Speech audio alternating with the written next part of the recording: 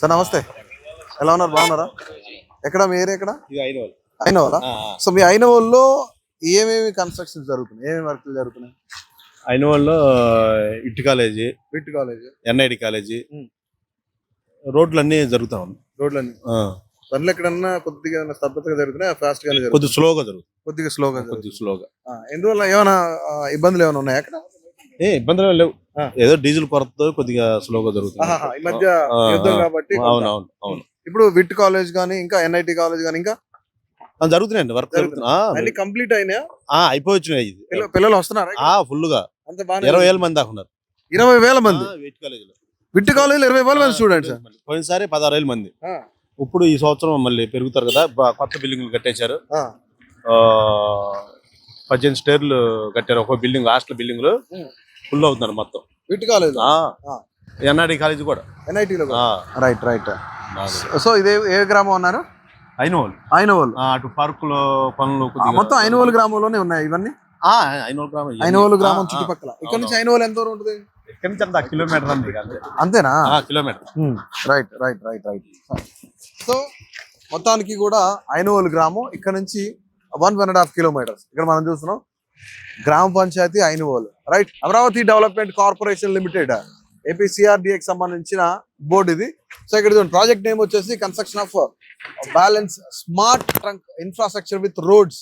Right. అంటే ప్రతిదీ కూడా ఒక అకౌంటబిలిటీ కనిపిస్తా ఉంది. ఏం జరుగుతుంది, ఎవరు ఫండ్స్ ఇస్తున్నారు, ఎవరెవరు ఏం చేస్తున్నారు, ఎంత ఫండ్స్ ఇస్తారు అనేది, ఎంత అనేది లెక్కలు చెప్పకపోవచ్చు, కానీ ఎవరెవరు ఇస్తున్నారు అనేది కూడా కన్స్ట్రక్షన్ ఏంటి పరిస్థితి అనేది జరుగుతుంది.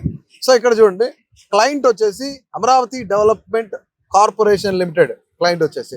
కాంట్రాక్టర్ పేరు చూడండి, RVR projects private limited. Right. Agreement date ఎప్పుడు? 28/4/2025.